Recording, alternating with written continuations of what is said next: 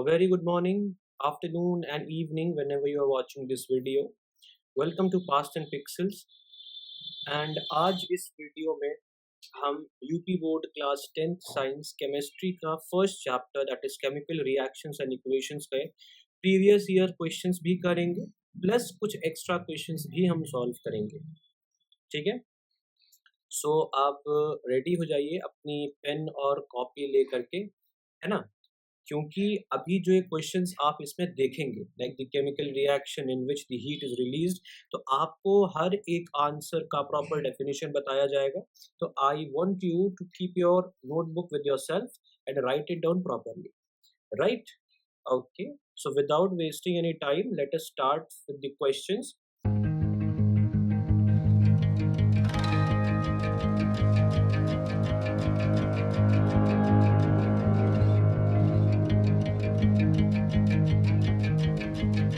सो जो first question आपका आया हुआ है इस चैप्टर से 2023 में, वो है कि the chemical reaction in which heat is release is called.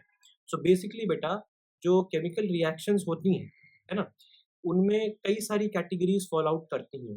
किसी में लाइट निकलती है, किसी में हीट निकलती है, किसी में हीट एब्जॉर्ब होती है। कोई जो केमिकल रिएक्शंस होती हैं वो लाइट की वजह से स्टार्ट होती हैं, और किसी में प्रेसिपिटेट बनता है। हम जब प्रॉपर डिटेल्ड वीडियो में इसको आपको समझाएंगे, उससे पहले यहाँ पर आपको समझना पड़ेगा कि जो आपकी एंडोथर्मिक रिएक्शंस हैं, है ना, एंडोथर्मिक रिएक्शन और एक्सोथर्मिक रिएक्शंस, ये दो टाइप की रिएक्शंस आपकी होती हैं। एंडोथर्मिक रिएक्शन में एनर्जी जो है वो यूज होती है, राइट? इन एंडोथर्मिक रिएक्शन एनर्जी यूज होती है उस पर्टिकुलर केमिकल रिएक्शन को इनिशिएट करने के लिए, और एक्सोथर्मिक रिएक्शन में एनर्जी एग्जिट करती है। सो आप ऐसे याद रख सकते हैं कि जब एनर्जी एग्जिट करेगी तो वो एक्सोथर्मिक रिएक्शन है, और जब एनर्जी का यूज होगा, जब एनर्जी का एब्जॉर्बेंस होगी, तो वो एंडोथर्मिक रिएक्शन है। So the chemical reaction in which heat is released is your B option, that is exothermic reaction. Okay, next question पे हम आते हैं। The process of depositing a layer of zinc on iron to prevent rusting is called. So बेटा, जब भी हम किसी और मेटल की कोटिंग किसी दूसरे मेटल के ऊपर करते हैं ताकि हम उसको नेचुरल फिनोमेनाज लाइक रस्टिंग, कोरोजन वगैरह से बचाना हो हमको, तो उस केस में हम जिस प्रोसेस का यूज करते हैं उसको बोलते हैं गैल्वेनाइजेशन, राइट? हम दूसरे मेटल को लिक्विफाई करके दूसरे मेटल के ऊपर इलेक्ट्रोप्लेट कर देंगे, है ना, इलेक्ट्रोप्लेटिंग भी कह सकते हैं, गैल्वेनाइजेशन भी कह सकते हैं। Is that clear? Alloying is different thing. Alloying होता है दो डिफरेंट मेटल का मिक्सिंग। ऑक्सीडेशन डिफरेंट थिंग है। ऑक्सीडेशन का मतलब होता है addition of oxygen to a particular element और कंपाउंड। अमेल्गमेशन का मतलब भी मिक्सिंग ही होता है। सो यहाँ जो प्रॉपर आपका आंसर होगा वो होगा galvanisation. Is that clear? Very good. चलिए आगे बढ़ते हैं। ये क्वेश्चन 2022 में आया था अभी, right? So the next question says the reaction between acid and base to form a salt and water is known as। बच्चा देखिए क्या होगा, टाइप्स ऑफ केमिकल रिएक्शंस में एक टाइप की केमिकल रिएक्शन ऐसी भी होती है जहां पर आपको एक एसिड रहेगा, ठीक है, प्लस एक बेस रहेगा, ठीक है। एसिड और बेस आपको पता होगा क्या होगा। अगर नहीं पता है तो मैं आपको एक एग्जांपल लेके समझाता हूँ। लेट्स से आपके पास HCl है। HCl हमारा क्या है? एक एसिड है। अगर HCl के साथ आप एक बेस ले लेंगे, फॉर एग्जांपल NaOH, ये हमारा एक बेस हो गया, ठीक है, HCl प्लस NaOH। अब ये HCl और NaOH की जब रिएक्शन कराएंगे तो ये जो Na है ये आपका पेयर अप करेगा क्लोरीन के साथ, ठीक है। क्यों पेयर अप करेगा क्लोरीन के साथ? जब ये टूटेगा बेटा, NaOH टूटेगा, HCl टूटेगा, डिकम्पोज होगा रिएक्शन के दौरान, तो ये Na प्लस आयन में टूटेगा और ये OH माइनस आयन में टूटेगा। ये वाला जो आपका रिएक्टेंट है, उसी तरीके से जो आपका ये एसिडिक रिएक्टेंट है ये H प्लस में टूटेगा और Cl माइनस में टूटेगा। अब इस वाले रिएक्टेंट साइड की जो माइनस साइड है, ये वाली बच्चा, ये कहाँ जाएगी? ये जाएगी सोडियम के साथ। तो ये सोडियम के साथ क्यों जाएगी? क्योंकि ये सोडियम पॉजिटिव में है और क्लोरीन नेगेटिव में है। तो आपका जो प्रोडक्ट बनेगा वो बनेगा NaCl, पहला प्रोडक्ट। ये आपका एक सॉल्ट है, आप सब जानते हैं, ठीक है। अब ये हमारे पास बचा OH माइनस और यहाँ H प्लस था, है ना। तो H प्लस और OH माइनस ऐड हो जाएगा तो आपको मिल जाएगा बच्चा H H2O। तो आपको यहाँ एक सॉल्ट मिल गया, एक वाटर मिल गया। ऐसे टाइप की रिएक्शंस को हम कहते हैं बेटा न्यूट्रलाइजेशन रिएक्शन। क्या बोलते हैं? Neutralisation reaction. तो हम देखेंगे क्या ऑप्शन में न्यूट्रलाइजेशन रिएक्शन है, बिल्कुल ऑप्शन सी। तो ये हमारा न्यूट्रलाइजेशन रिएक्शन इसका आंसर हो जाएगा। नेक्स्ट क्वेश्चन आपसे पूछा है विच of the following is a displacement reaction. तो बच्चा डिस्प्लेसमेंट रिएक्शन में क्या होता है कि एक आपको पहले पता होना चाहिए रिएक्टिविटी सीरीज क्या होती है ना। रिएक्टिविटी सीरीज जो है इसमें आपका एक एब्रीविएशन है PSC। मजिंटल हम लोग ऐसे याद रखते हैं MAZINT और L। फिर यहाँ पर आता है आपका हाइड्रोजन, फिर आपका आ जाएगा CMSG। ठीक है, ये चीजें हैं। अब ये क्या है आपकी, ये आपके एलिमेंट्स के नाम है, potassium, sodium, calcium, magnesium, aluminium, zinc, iron, है ना। और ये आपका निकल हो गया, फिर ये आपका टिन हो गया, आपका लेड हो गया, यहाँ पर हाइड्रोजन है, फिर यहाँ पर आपका कॉपर, फिर आपका ये जो है मर्क्यूरी, फिर सिल्वर, फिर गोल्ड। ठीक है, ये आपकी रिएक्टिविटी सीरीज है। बात समझ में आ गई? अब आप देखिए इस चीज में एक चीज बहुत ध्यान देने वाली है बच्चा, कि जो ऊपर एलिमेंट्स हैं, जितने एलिमेंट्स ऊपर हैं बेटा किसी भी एलिमेंट के, वो ज्यादा रिएक्टिव होंगे। ये डिसेंडिंग ऑर्डर में अरेंज है, मतलब ज्यादा रिएक्टिव एलिमेंट्स ऊपर है, कम रिएक्टिव एलिमेंट्स नीचे हैं।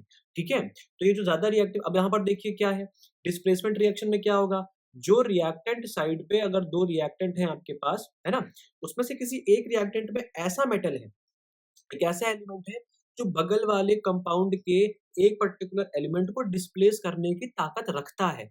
फॉर एग्जांपल बेटा यहाँ देखिए, इसमें मैग्नीशियम और ऑक्सीजन, क्या इसमें कोई चीज डिस्प्लेस हो सकती है? नहीं। ये कॉम्बिनेशन रिएक्शन का एग्जांपल है, क्योंकि दोनों चीजें कंबाइन हो रही है ना। अब इसको देखिए, जिंक है हमारे पास, है ना, और हमारे पास यहाँ कॉपर है, दो मेटल्स हैं, ये कॉपर का सल्फेट सॉल्ट है, जिंक प्लस कॉपर सल्फेट। तो यहाँ हम देखेंगे जिंक हमारा क्या है, जिंक हमारा यहाँ पर है। ठीक है, ये हमारा जिंक है। अब हम देखेंगे कॉपर कहाँ है, कॉपर देखिए कितना नीचे है। तो ऑब्वियसली ये जिंक ज्यादा रिएक्टिव है एज कंपैरिजन टू कॉपर। तो ये जिंक क्या करेगा, इस कॉपर को कर देगा रिप्लेस। जब ये जिंक इस कॉपर को रिप्लेस करेगा तो हम बोलेंगे कि जिंक ने कॉपर को डिस्प्लेस कर दिया। दैट इज वाई हेयर आपको जो प्रोडक्ट मिल रहा है वो है ZnSO4 plus Cu। Copper is getting displaced, right. So basically ये आपका करेक्ट ऑप्शन है, that is option B, Zn zinc plus CuSO4 give ZnSO4 plus Cu। Very good.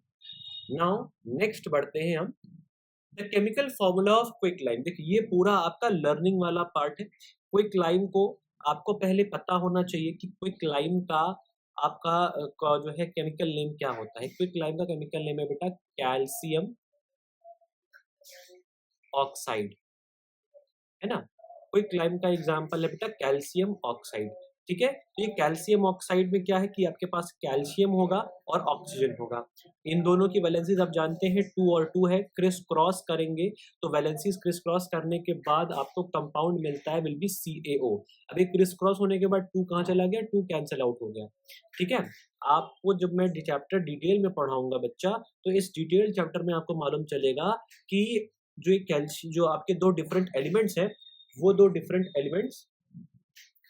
Different element जो है किस तरीके से एड अप होकर के कंपाउंड फॉर्म करते हैं। और कंपाउंड में वैलेंसीज क्या होती हैं, क्रिस क्रॉस होकर के कैंसिल आउट भी हो जाती हैं अगर वो इवन टर्म्स में है तो।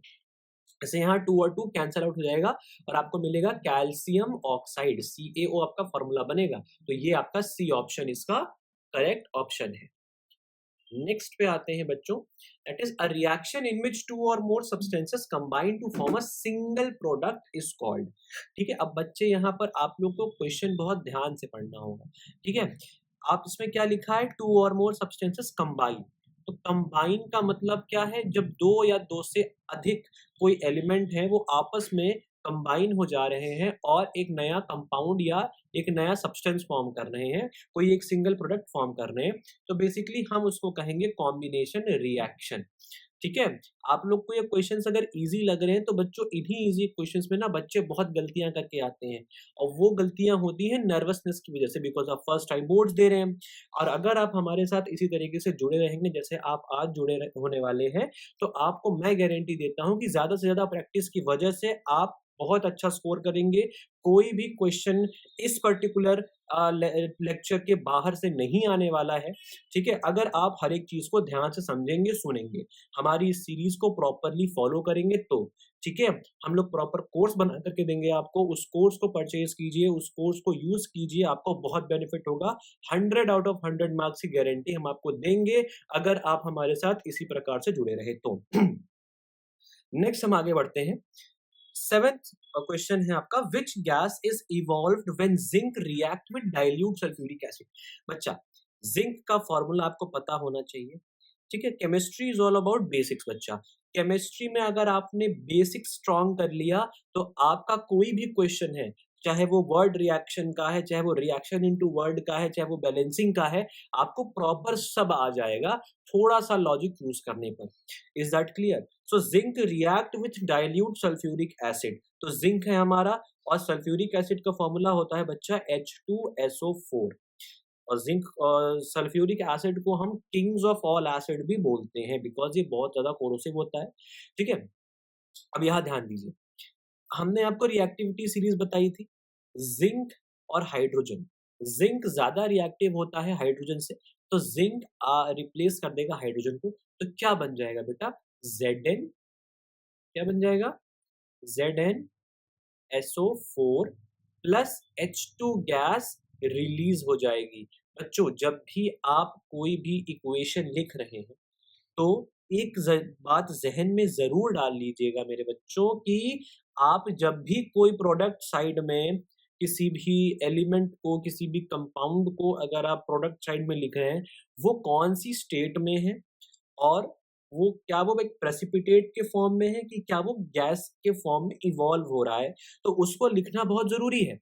लाइक अगर यहाँ पर पीपीटी बन रही होती, प्रेसिपिटेट बन रहा होता, तो हम लिखते कि वो पीपीटी के फॉर्म में आता है, ठीक है? बात समझ में आ गई? तो इसके बाद फिर अगर आप देखें, हाइड्रोजन यहाँ गैसियस फॉर्म में निकला है, हाइड्रोजन यहाँ पर गैसियस फॉर्म में निकला है, तो हाइड्रोजन के बाद में एक एरो बनाना बहुत इंपॉर्टेंट है। ये तो एमसीक्यू है, लेकिन अगर आप सब्जेक्टिव क्वेश्चंस को भी आप अटेम्प्ट करेंगे और अगर उसमें कोई रिएक्शंस आपको लिखने की आवश्यकता पड़ गई बच्चा, तो आप जो है इस तरीके से शो जरूर करिएगा, बिकॉज चेकिंग बहुत हार्ड होती है और एक एक कोई चीज आपको देखी जाती है ना? So we will be moving on to the next question, that is, which gas is evolved when zinc reacts with dilute sulfuric acid? अभी हमने किया, तो कौन सी गैस निकल रही है? हाइड्रोजन, ठीक है? ये हमने लगा दिया। अब हम नेक्स्ट क्वेश्चन पे आते हैं। A substance that brings about oxidation is called oxidising agent. ये पूरा लर्निंग वाला पार्ट है। आप अगर बुक को बहुत डीप से पढ़ेंगे, अच्छे से लाइन बाय लाइन रीड करेंगे, तो आपको ये सारे क्वेश्चंस तो यू बन जाएंगे, कोई फर्क भी नहीं आपको पढ़ने वाला इन क्वेश्चन से, ठीक है? और ये 2016 में आया हुआ क्वेश्चन है, तो इसीलिए ये इम्पोर्टेंट भी है। बच्चे अक्सर जो है ऑक्सीडेशन और रिडक्शन में कंफ्यूज होते हैं। तो बच्चा अगर किसी भी कंपाउंड या एलिमेंट में ऑक्सीजन की एडिशन हो रही है, तो वो ऑक्सीडेशन है। या इसी को अगर आप दूसरे कॉन्टेक्स्ट में समझे कि हाइड्रोजन का रिमूवल हो रहा है due to the presence of oxygen, तब हम कह सकते हैं ऑक्सीडेशन है, ठीक है? और रिडक्शन, इसी ऑक्सीजन का रिमूवल होगा तो वो रिडक्शन हो जाएगा। तो ये ऑक्सीडेशन कौन करेगा? सिंपल सा लॉजिक है बेटा, ऑक्सीडाइजिंग एजेंट करेगा, है ना? ऑक्सीडाइजिंग एजेंट क्या करता है? आकर के ऑक्सीजन ऐड कर देता है, ठीक है? तो ये ऑक्सीडाइजिंग एजेंट हो गया आपका। Next, brown coating on iron articles after exposure to moisture is called. देखिए, brown coating on iron articles, अब ये आयरन है बेटा, ठीक है? आप बहुत ध्यान से क्वेश्चन को रीड करिएगा। एक बार आप फिर क्वेश्चन को हम लोग साथ में रीड करते हैं, ठीक है? जब क्वेश्चन को हम लोग रीड करेंगे तो क्या है question? The brown coating on iron articles after exposure to moisture, है ना?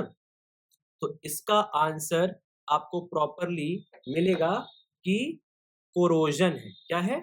कोरोजन। बात समझ में आई? नहीं समझ में आई? फिर से समझाते हैं। फिर से देखिए, brown coating on iron articles, iron articles में ब्राउन कोटिंग लग जाती है क्योंकि वो कोरोड हो रहे होते हैं due to presence of moisture. अब इसका जो टेक्निकल आंसर है बेटा, वो तो रस्टिंग होना चाहिए, है ना? वो रस्टिंग होना चाहिए। रस्टिंग ऑप्शन में है नहीं, तो ये जो ब्राउन कोटिंग लग जाती है ऊपर, ये कोरोड होकर के भी लगती है, कोरोजन से भी लगती है। तो इसका जो सबसे एक्यूरेट आंसर है बेटा, वो कोरोजन होना चाहिए। बात समझ में आई? Very good. ये आपका 2016 का क्वेश्चन है, ठीक है? आगे बढ़ते हैं। Which reaction is used in the extraction of metal of their oxides? देखिए, अगर यहाँ पर आपको ऐसा क्वेश्चन पूछा है, ये आपको थोड़ा प्रैक्टिकल क्वेश्चन है। प्रैक्टिकल क्वेश्चन का मतलब क्या होगा कि इसमें आप जो डेली लाइफ में हमारे मेटल्स वगैरह के यूज होते हैं, अगर आप उनसे रिलेटेड क्वेश्चंस को टैकल करते हैं, जैसे कि आपसे पूछा है कि मेटल है, ठीक है, उनको उनके ऑक्साइड से कैसे निकाला जाता है, तो बेसिकली मेटालिक ऑक्साइड फॉर्म में वो होगा। मतलब एक कंपाउंड आपके पास होगा जिसमें एक मेटल होगा और उसका ऑक्साइड आपको होगा, मिला हुआ। तो बेसिकली आपको इस मेटल से इस ऑक्सीजन को बाहर निकालना है। जब आप इस मेटालिक एलिमेंट से इस ऑक्सीजन को बाहर निकालेंगे, तो अभी हमने ऊपर क्या पढ़ा ऑक्सीडेशन में, कि जब भी आप किसी एलिमेंट या किसी कंपाउंड के साथ लगा हुआ ऑक्सीजन बाहर निकालते हैं, तो वो क्या होता है? रिडक्शन होता है। तो आपको यहाँ पर बी ऑप्शन सही होगा, दैट इज रिडक्शन। ठीक है बच्चा, वेरी गुड। अब हम आगे बढ़ते हैं। Which one is an example of redox reaction? 2015 का सवाल है ये कि redox reaction क्या होता है। चलिए पहले समझते हैं हम redox reaction होती क्या है।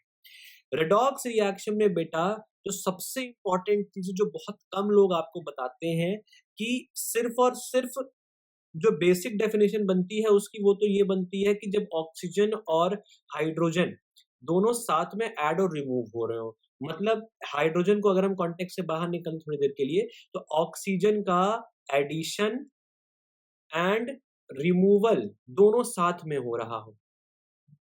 ठीक है, बात समझ में आई? मतलब पहले उसी रिएक्शन के अंदर ऑक्सीजन रिमूव भी हो रहा है, फिर उसी वही रिमूव्ड ऑक्सीजन आ करके किसी दूसरे एलिमेंट में जुड़ भी जा रहा है।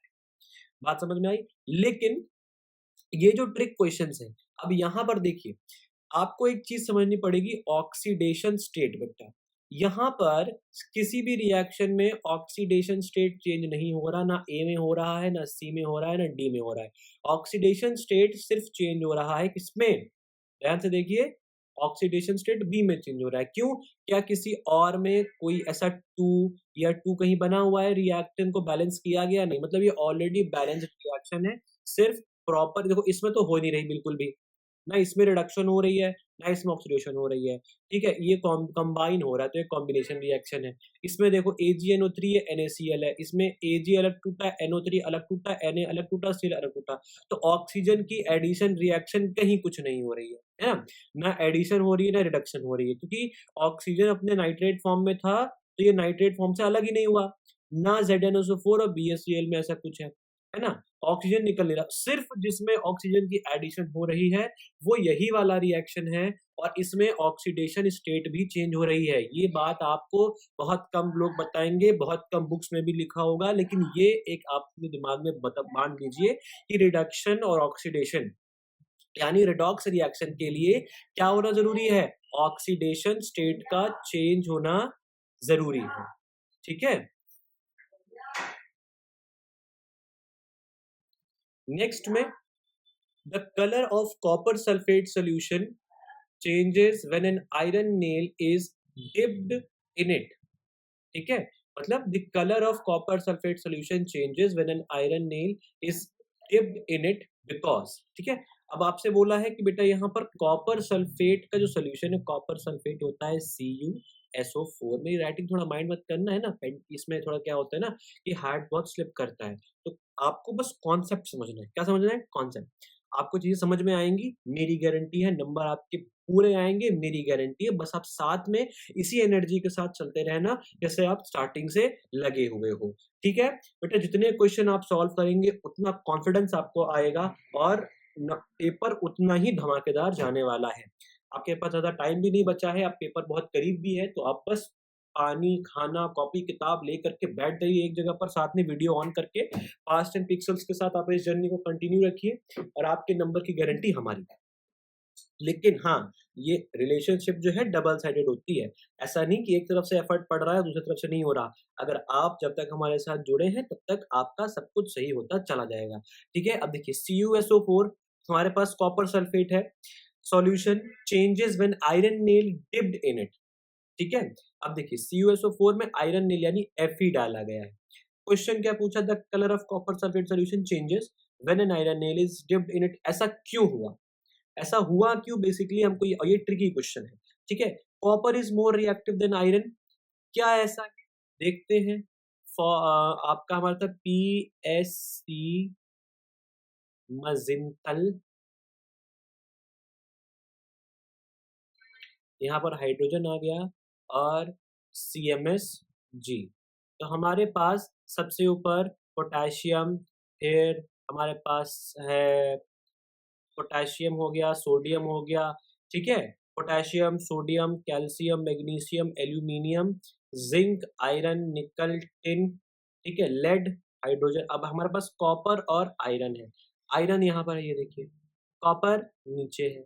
तो क्या कॉपर ज्यादा रिएक्टिव है आयरन से? क्या आयरन ज्यादा रिएक्टिव है कॉपर से? बिल्कुल, आयरन ज्यादा रिएक्टिव है कॉपर से। तो ये डिस्प्लेस कर देगा, FeSO4 बना देगा और कॉपर अलग हो जाएगा।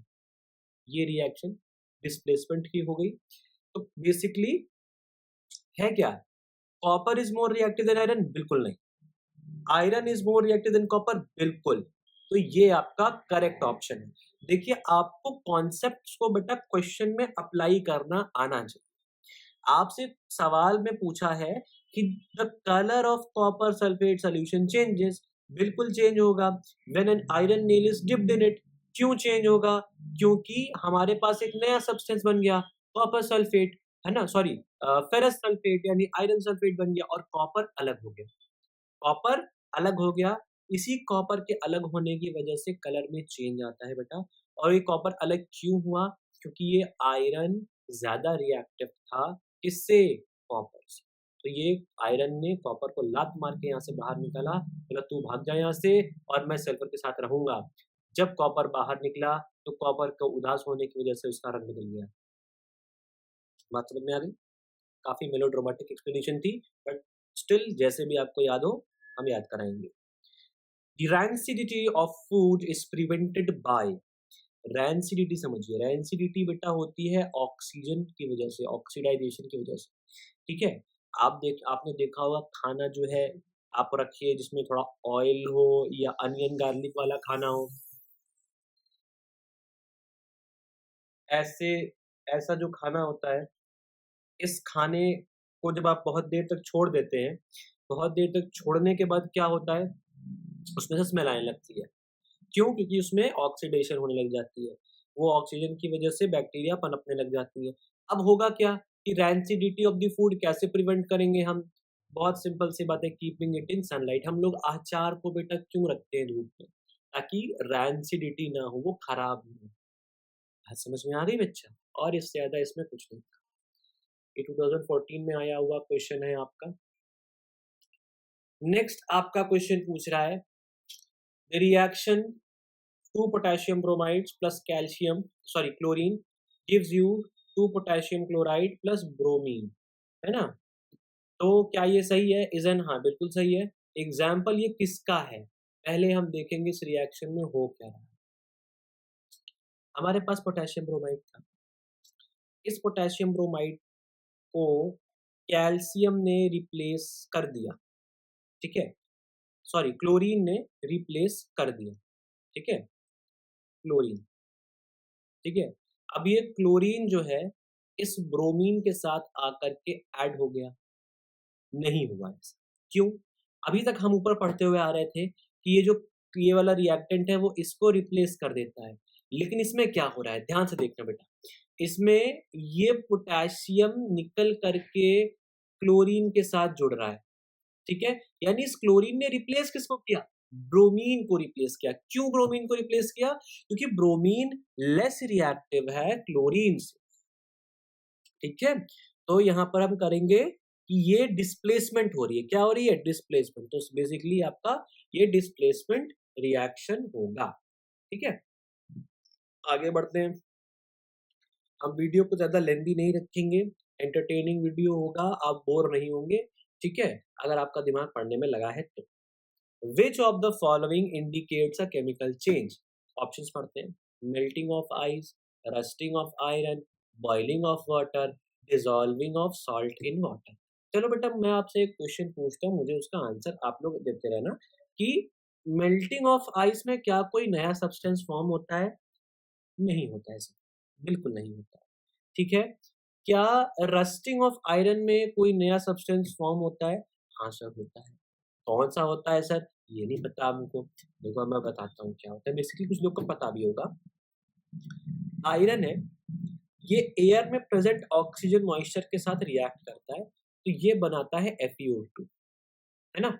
ये बनाता है FeO2, ठीक है? ये जब बनाएगा ferrous oxide, oxide of iron बना देगा। क्या बना देगा? आयरन ऑक्साइड बना देगा।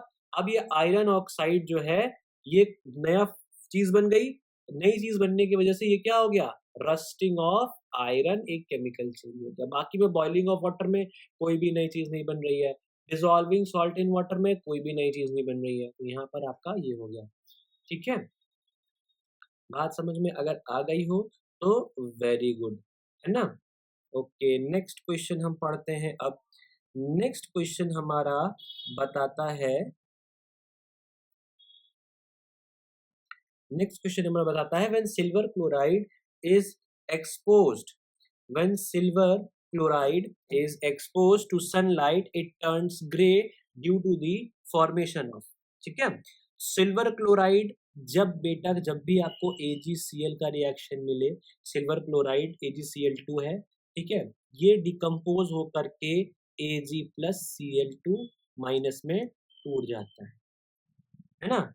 ये इसमें टूट गया, इसमें टूट गया, तो ये जो सिल्वर आपको मिल गया, ये सिल्वर Ag अर्जेंटम, ये सिल्वर ही वजह है कि यहाँ पर क्या होता है? ग्रे फॉर्मेशन हो जाती है, तो सिल्वर मेटल की फॉर्मेशन की वजह से होता है।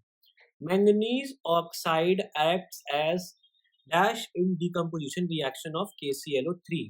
पोटेशियम क्लोरेट की डिकम्पोजिशन में manganese dioxide as a catalyst काम करता है। डिकम्पोजिशन पोटेशियम क्लोरेट की होती है, अगर आप उसमें मैग्नीशियम ऑक्साइड डाल देंगे तो क्या होगा? ये रिएक्शन जल्दी हो जाएगी, फास्ट हो जाएगी, ठीक है? कैटलिस्ट का काम ही यही होता है, किसी भी एक पर्टिकुलर रिएक्शन के रेट को इंक्रीज कर देना, ठीक है?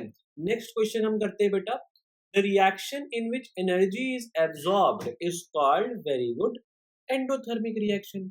अगर एनर्जी एब्सॉर्ब हो रही है तो एंडोथर्मिक है, अगर एनर्जी रिलीज हो रही है तो एक्सोथर्मिक है। ये सिंपल सा लॉजिक हमको यहाँ पर यूज करके आगे चलना है। क्वेश्चन नंबर 19 है, which of the following is precipitation reaction? Which of the following is precipitation reactions? यहाँ पर आपके दिए हुए हैं। अब आप समझिए इसमें से किसमें precipitate फॉर्म होगा, है ना? किसमें होना चाहिए precipitate फॉर्म, आप खुद बताइए। यहाँ NH3 है बेटा, ये गैसियस फॉर्म में निकल जाता है। Calcium oxide, carbon dioxide precipitate form नहीं करते हैं। जिंक क्लोराइड और HCl भी प्रेसिपिटेट फॉर्म नहीं करते हैं। बचा आपका AgNO3 प्लस NaCl। ये आपका जो AgCl है यही PPT के फॉर्म में नीचे आता है, तो ये हमारे पास हो गया AgNO3 plus NaCl gives you NaNO3 sodium nitrate और सिल्वर क्लोराइड। ये आपका एक प्रेसिपिटेशन रिएक्शन हो गई। नेक्स्ट क्वेश्चन है, विच of the following represent a balanced chemical equation. ये बेटा एकदम प्यारा सा क्वेश्चन है। सबसे पहली चीज आप समझिए कि बैलेंसिंग करना क्यों इंपॉर्टेंट है किसी भी इक्वेशन की, क्योंकि हर केमिकल रिएक्शन बेटा एक पर्टिकुलर जो है रूल को फॉलो करता है, और वो रूल है बच्चा हमारा कि मास can neither be created nor be destroyed, और इसको हम बोलते हैं कंजर्वेशन ऑफ मास, ठीक है? तो जितना भी आपका रिएक्टेंट साइड पे बन रहा है उतना ही आपका प्रोडक्ट साइड पे बनना चाहिए। अब यहाँ देखिए, यहाँ 2 हाइड्रोजन है, यहाँ 2 ऑक्सीजन है, यहाँ 2 हाइड्रोजन तो है पर ऑक्सीजन सिर्फ 1 है, यहाँ हाइड्रोजन 2 है, ऑक्सीजन 2 है, यहाँ कितने हाइड्रोजन ऑक्सीजन है? यहाँ 4 है, ये देखिए 4 हाइड्रोजन है, 2 into 2, है ना? और यहाँ सिर्फ 2 ऑक्सीजन है, बैलेंस नहीं है ये। बी वाले को देखो, 2H2 है, 4 है, 2O2 है, 4, यानी 4 हाइड्रोजन 4 ऑक्सीजन, और यहाँ सिर्फ 2 हाइड्रोजन और 1 ऑक्सीजन है, कोई मतलब नहीं बनता। इसको देखिए, 4 हाइड्रोजन है, 4 हाइड्रोजन है, ठीक है? 2 ऑक्सीजन है, यहाँ कितने ऑक्सीजन है? 1 दिख रहा है, लेकिन ये ऑक्सीजन कंबाइन है किसके साथ? इसके साथ। अगर ये इस पे 2 लगा है तो मतलब यहाँ पर भी 2 ऑक्सीजन गिने जाएँगे, ठीक है? तो ये हो गया आपका proper balanced chemical equation. Next आते हैं, विच of the following is not a physical change. पहले मैं आपको ये क्वेश्चन देखिए कितने 2-3 बार पूछा जा चुका है, 2009 में भी, 2012-22 में भी ये क्वेश्चंस आ चुके हैं, ठीक है? So which of the following is not a physical change. यहाँ इस ऐसे क्वेश्चंस में बच्चों नॉट होना ना होना, नॉट का होना ना होना क्वेश्चन में बहुत इंपॉर्टेंट है। ये नेगेटिव में पूछ रहा है, विच of the following is not a physical change. बच्चे नर्वसनेस में आकर के इस नॉट को नहीं पढ़ते हैं और कोई भी फिजिकल चेंज को लगा के चले जाते हैं, ठीक है? ये बहुत सिली मिस्टेक लग रही होगी, लेकिन ये बच्चे करते हैं और आपको इसी को अवॉइड करने के लिए बहुत सारी प्रैक्टिस चाहिए, ठीक है? बिकॉज़ नर्वसनेस को कम करने के लिए आपको उसके यूज़्ड टू होना पड़ेगा, ठीक है? So which of the following is not a physical change. Boiling of water एक फिजिकल चेंज है। बर्निंग ऑफ कैंडल वैक्स बताते हैं। मेल्टिंग ऑफ आइस में कोई भी नया सब्सटेंस फॉर्म नहीं हो रहा, तो वो भी फिजिकल चेंज है। ब्रेकिंग ऑफ ग्लास भी फिजिकल चेंज है। बर्निंग ऑफ कैंडल वैक्स में बच्चा यहाँ ध्यान से देखो कि नई चीज रिलीज होगी। सर कौन सी नई चीज रिलीज होगी? जो नई चीज रिलीज होगी वो है कार्बन डाइऑक्साइड। कोई भी चीज बेटा जब बर्न होती है तो क्या रिलीज होता है? कार्बन डाइऑक्साइड, CO2 रिलीज होता है, ठीक है? तो इसमें से कौन सा नहीं है? वो है burning of candle wax, because ये एक chemical change. Next question, oxidation involves, oxidation involves gain of oxygen. कितना प्यारा क्वेश्चन था। ऐसे क्वेश्चन एग्जाम में आ जाए तो कितनी अच्छी बात है, और ये आए हुए क्वेश्चन है, ठीक है? अब यहाँ हम 25 तक बेटा आपको सारे पीवाईक्यू इंपॉर्टेंट डीप पीवाईक्यू जिनमें कॉन्सेप्चुअल पीवाईक्यूज हैं वो सारे करा रहे हैं।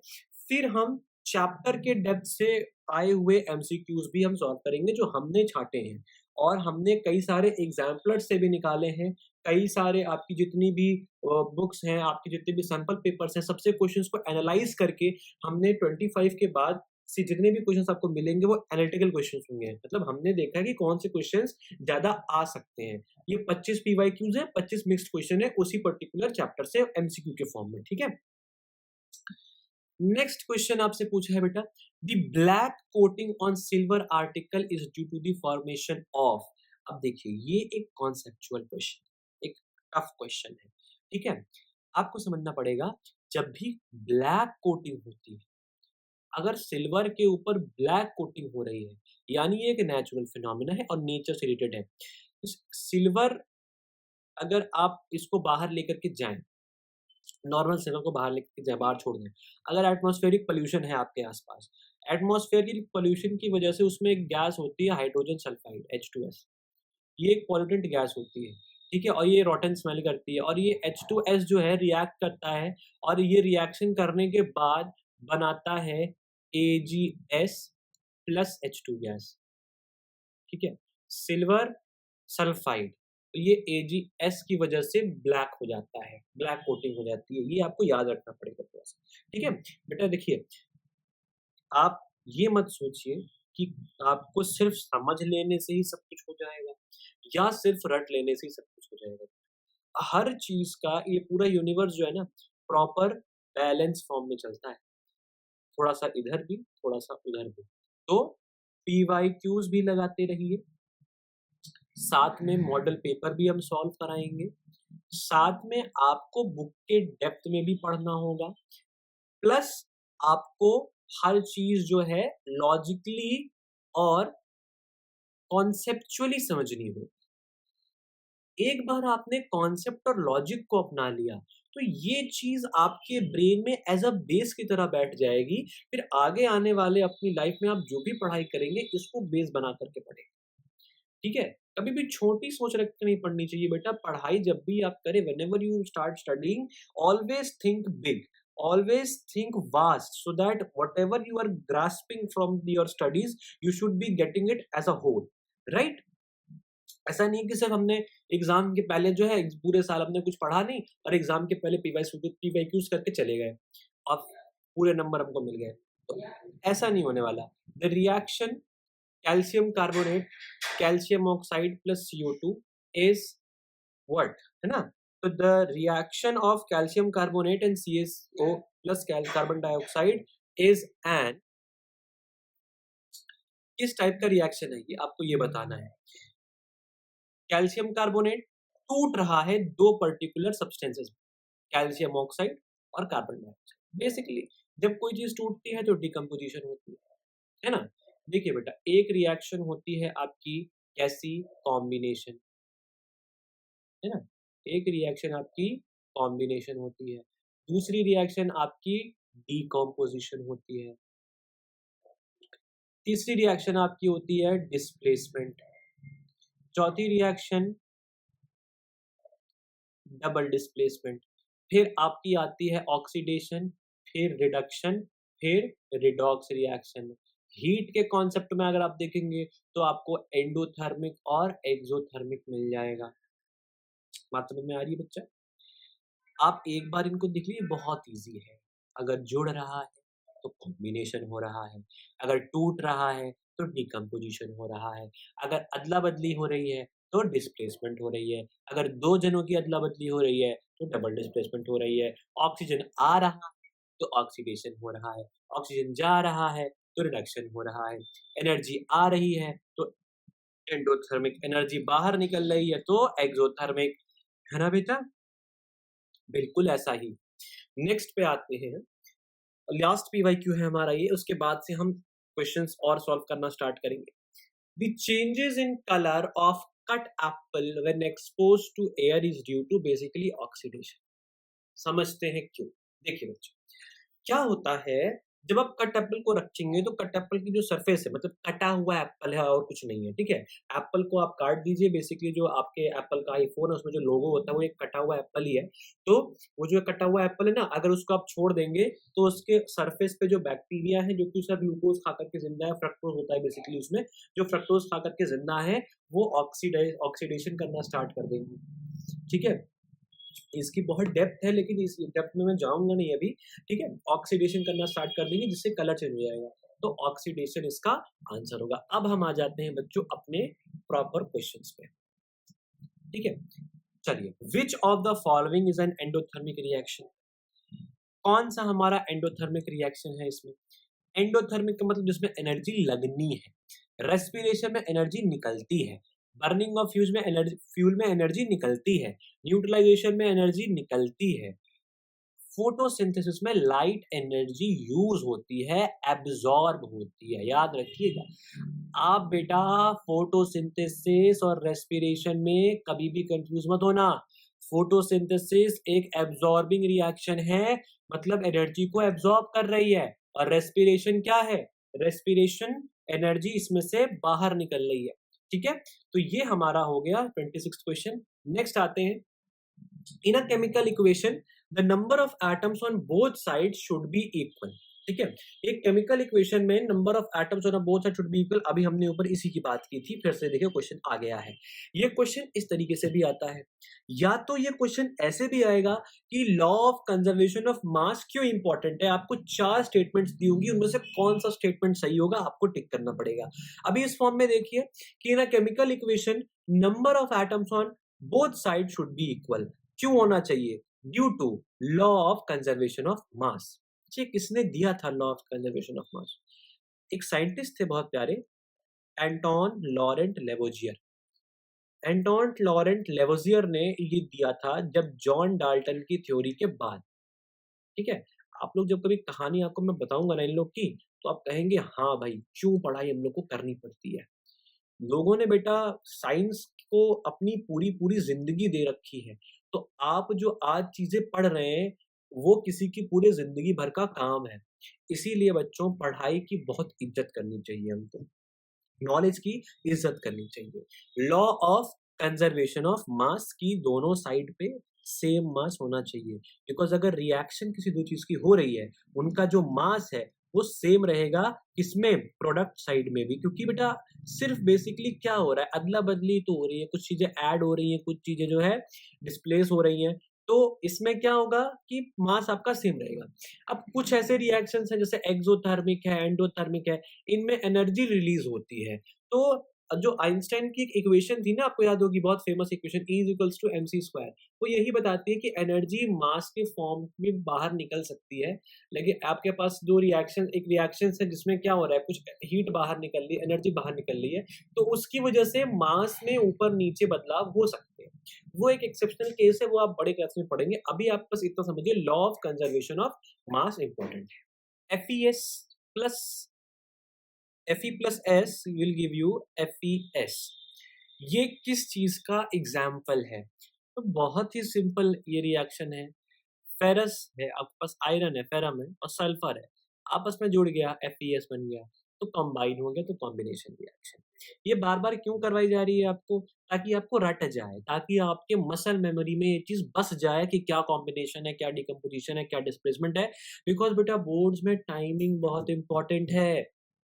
आपको टाइम तो मिलेगा, आप फर्स्ट टाइम बोर्ड्स देने जा रहे हैं, इसीलिए नर्वसनेस में प्रॉपर आंसर लिखने के चक्कर में कभी कभार क्या होता है कि आप एमसीक्यूज में ही ज़्यादा टाइम बिता देते हैं, या आप जो है सब्जेक्टिव में ज़्यादा टाइम बिता देंगे, और फिर आपका एमसीक्यू छूटेगा, या एमसीक्यू में टाइम बिता देंगे और आपका सब्जेक्टिव छूटेगा। बिकॉज एक सब्जेक्ट तो है नहीं साइंस में आपका केमिस्ट्री है, बायोलॉजी है, फिजिक्स है, ये तीनों कंबाइन होकर के आता है, तो तीनों पे आपको दिमाग चलाना पड़ेगा, है ना। तो टाइम मैनेजमेंट बहुत इंपॉर्टेंट है।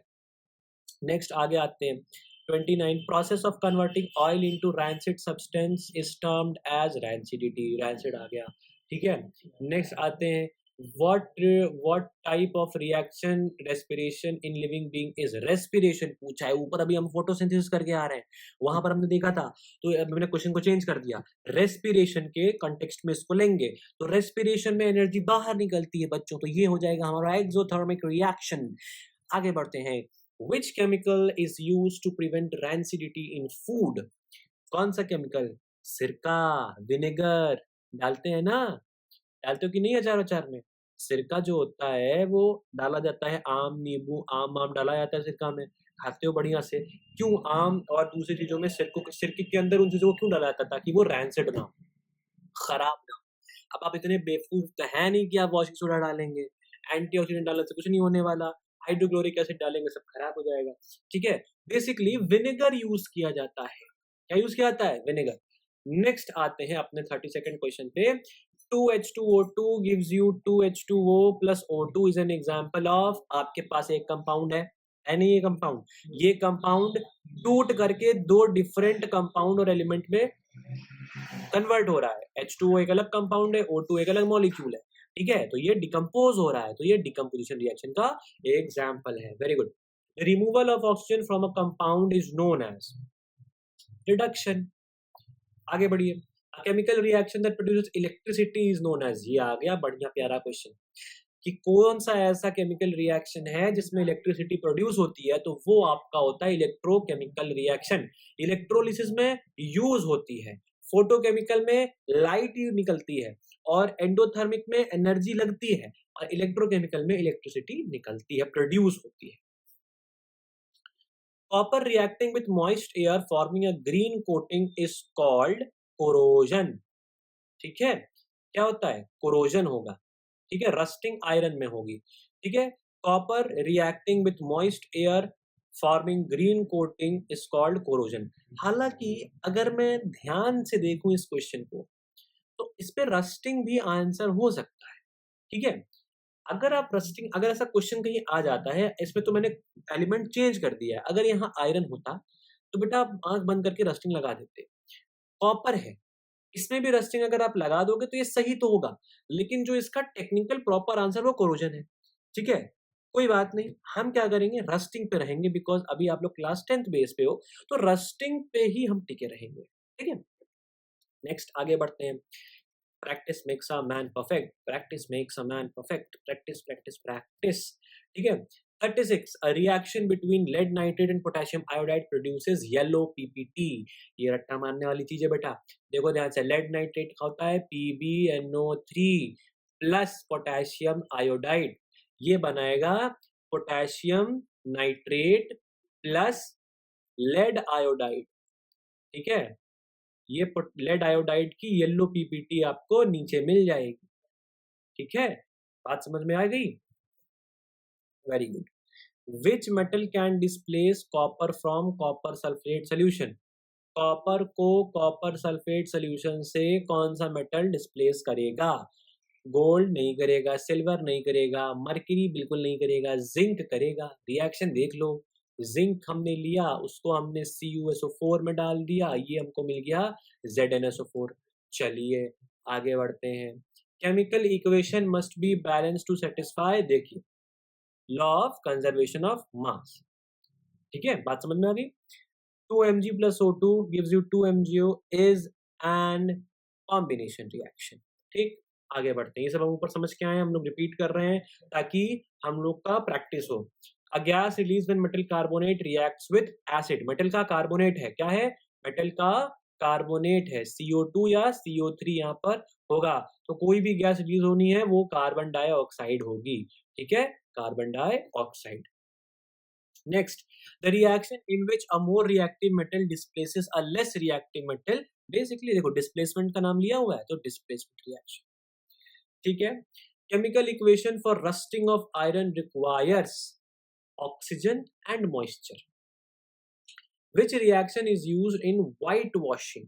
whitewashing में बेटा यूज किया जाता है कैल्शियम हाइड्रोक्साइड। ठीक है, ये वाला। नेक्स्ट आते हैं, what changes observed when magnesium ribbon is burned? ठीक है, क्या होगा? forms white ash।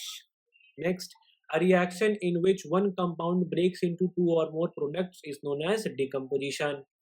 which of the following statement is incorrect? पढ़ते हैं। all chemical reaction involve energy change। color change में आकर chemical reaction gas may be produced, physical state never change।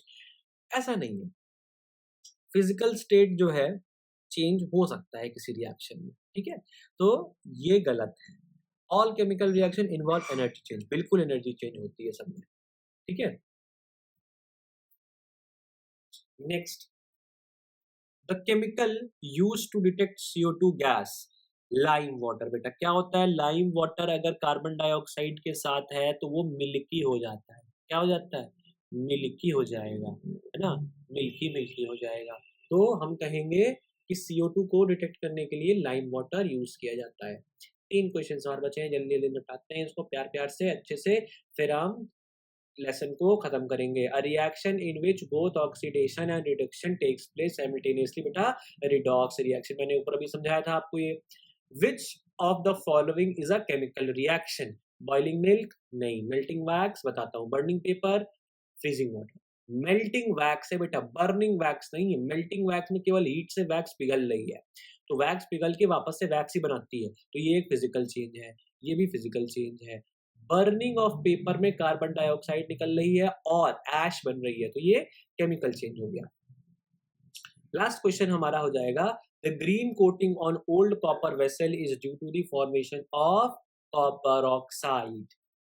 ठीक है, यहाँ पर चैप्टर में, क्योंकि कॉपर वेसल्स जो हैं आपके, अगर आप बाहर रखोगे बहुत देर तक तो उनके ऊपर ऑक्सीजन जो है रिएक्ट कर जाएगा, लाइक जैसे आयरन करता है ऑक्सीजन के साथ रिएक्ट, वैसे ही रिएक्ट कर जाएगा और आपका एक कॉपर ऑक्साइड बन जाएगा ग्रीन कलर का।